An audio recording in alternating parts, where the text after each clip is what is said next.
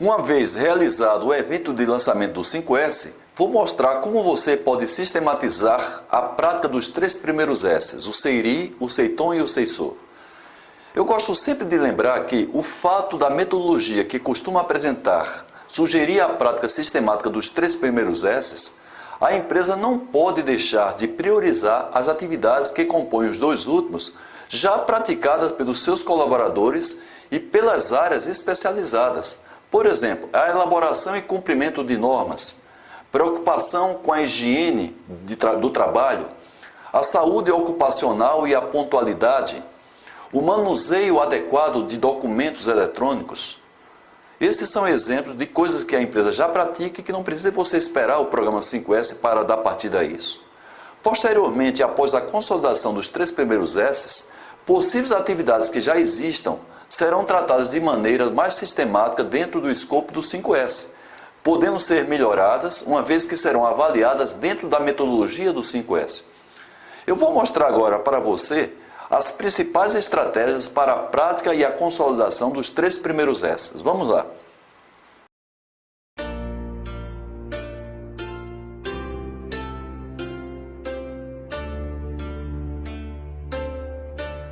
Primeiro, auditoria dos 3 primeiros S's.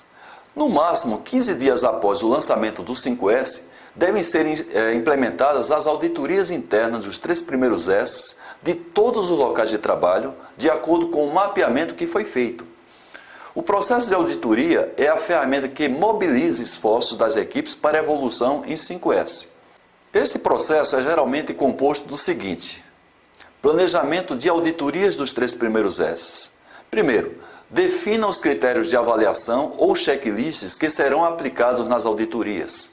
Segundo, faça o mapeamento das áreas auditadas. Garanta que 100% das áreas físicas serão auditadas. Evite agrupar áreas com características muito diferentes e também com níveis diferentes de 5S. Defina os responsáveis por cada área, que a gente vai chamar a partir de agora de auditado. Defina a frequência das auditorias. Normalmente mensal para pequenas empresas e bimestral para as médias e grandes empresas. Quinto, defina a quantidade necessária de auditores de acordo com a quantidade de áreas e com a carga horária que cada auditor pode suportar. Calcule em média 2 horas para cada auditoria. Sugira o perfil de auditores e solicite a cada área indicar os auditores.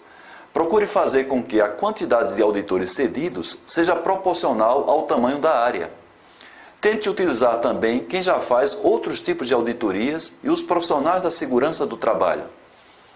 Outra dica que eu dou é que capacite adequadamente os auditores, incluindo atividades práticas. Essas daí são fundamentais para aprimorar o conhecimento dos auditores. A execução das auditorias dos 3 primeiros S's.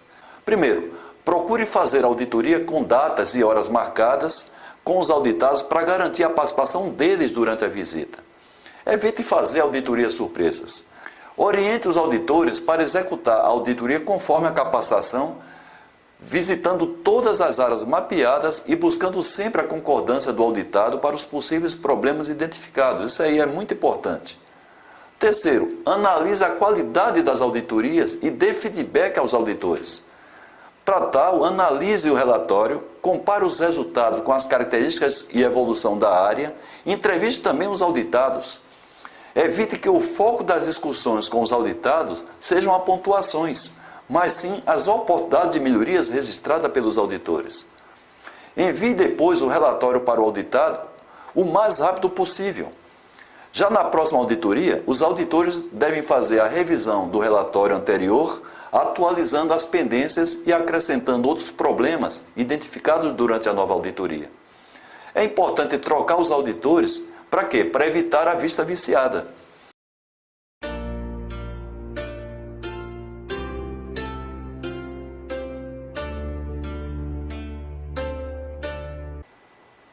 Agora eu vou falar para você sobre a definição de metas. Há empresas que dizem estar implantando 5S ou processo semelhante, quando na verdade estão implementando um programa de ordem e limpeza. O 5S, além de envolver as 5 atividades educacionais, é implantado com metas, tanto para algumas etapas, como para o próprio padrão de cada S. Como disse o pensador Sêneca, quando você não sabe para que porto você quer ir, qualquer vento lhe será favorável. Estabelecer metas desafiantes é um fator fundamental para motivar as pessoas a caminharem em sua direção. Que direção? A direção da meta. Portanto, deve-se definir que pontuação dos 3 primeiros S's, ou a pontuação de cada S, se deseja chegar a um determinado momento, que é, quem sabe, a próxima auditoria ou o final de um ano fiscal. E até verificar em determinados períodos, através de autoavaliação, se a evolução apresentada tende a alcançar a meta que foi estabelecida, fazendo, evidentemente, as devidas correções de rumo. Estas metas podem ser globais, de toda a empresa, ou específicas, que é de cada área, de cada instalação, observando-se as devidas correlações entre essas áreas. E também a correlação entre as metas específicas e a meta global. Após receber os relatórios das auditorias, cada responsável pela área analisa os registros feitos pelo auditor, discutindo com a sua equipe aquilo que depende apenas do comportamento da própria equipe. O que depende de outras áreas de apoio, principalmente problemas de conservação, e o que depende de desembolso, você deve então discutir com a liderança. Com base nesta análise, o responsável estimará uma meta numérica para a próxima auditoria, de acordo com o período definido pelo comitê. Caso seja necessário, o responsável poderá discutir sobre o assunto com o seu líder imediato, com o objetivo de ambos se comprometerem com os resultados. A tabela que você está vendo apresenta uma sugestão para a definição de metas a partir da implantação e dos resultados das auditorias anteriores.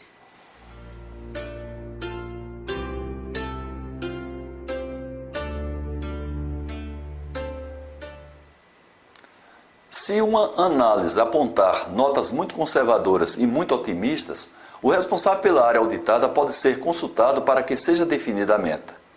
Para as áreas mais conservadoras, pode ser consultado o líder do responsável pela área auditada, buscando comprometê-lo na decisão, principalmente quando a sistemática de reconhecimento prevê o atingimento de metas como um dos elementos de destaque.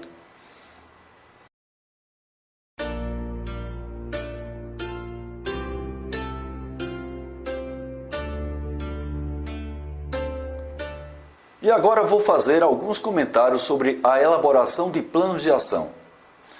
Enquanto o plano de implantação serve para orientar coordenadamente o desenvolvimento do 5S por toda a empresa, o plano de ação visa definir de que forma os 3S serão praticados nos respectivos locais de trabalho. Os problemas verificados durante as auditorias e aqueles verificados no dia a dia das áreas são relacionados à conservação, a melhorias que dependem apenas de tempo e de recursos acessíveis.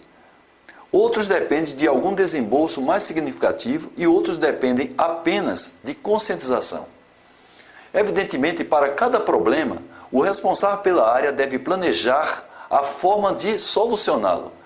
Isso aí ele pode fazer consultando a própria equipe, consultando seus líderes ou consultando especialistas da empresa.